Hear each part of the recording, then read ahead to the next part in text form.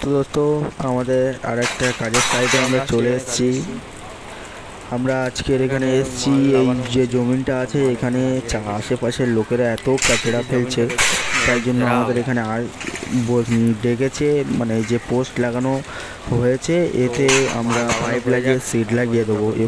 এই জমিনটা বাউন্ডারি দেওয়া হবে। আপনারা দেখতে পাচ্ছেন, দেখুন কত কাচড়া এর মধ্যে ফেলে রেখেছে সব, তাই জন্য এটা বাউন্ডারি দেওয়া হচ্ছে। তো চলো। তো দোস্ত আমরা মাল লাভিয়ে নিয়ে এখানে পাইপ লাগানো হচ্ছে, উপরেও একটা, মাঝখানে একটা, নিচে একটা, 3টে করে পাইপ লাগানো হবে। তারপরে সিট আসবে বিকালে, সিট আসলে সিট লাগানো হবে। আমরা এখন জেনারেটারে কাজ করছি, এখানে লাইনের অসুবিধা আছে একটু, মানে যার জমিন তার কি আর লাইনের ব্যবস্থা এখানে নেই, তাই জন্য আমরা জেনারেটারে কাজ করছি। তো দোস্ত আমাদের এখন এই পর্যন্ত পাইপ লাগানো হয়েছে, এখনও সেই শেষ পর্যন্ত পাইপ লাগাতে হবে।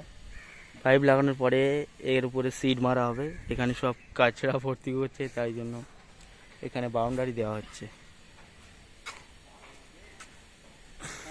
पूरा साफ करने के लिए है, पूरा कचरा है।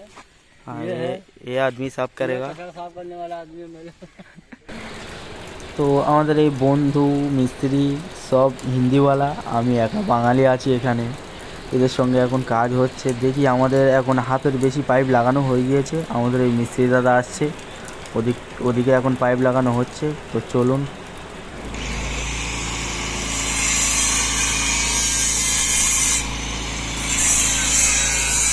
এখন এর উপরে লাগাতে বাকি আছে, ওদিকে সব লাগানো হয়ে গেছে। দেখুন আজকের এই পর্যন্ত থাকবে, কালকে এসে আবার সিট লাগানো হবে। সিট এখন আসেনি, এবার আসবে। দোস্ত আমাদের এই পাইপে সিট লাগানোর সিট চলে এসছে। দেখুন এরকম সিট লাগানো হয় আমাদের পাইপে, প্রচুর সিট এসছে।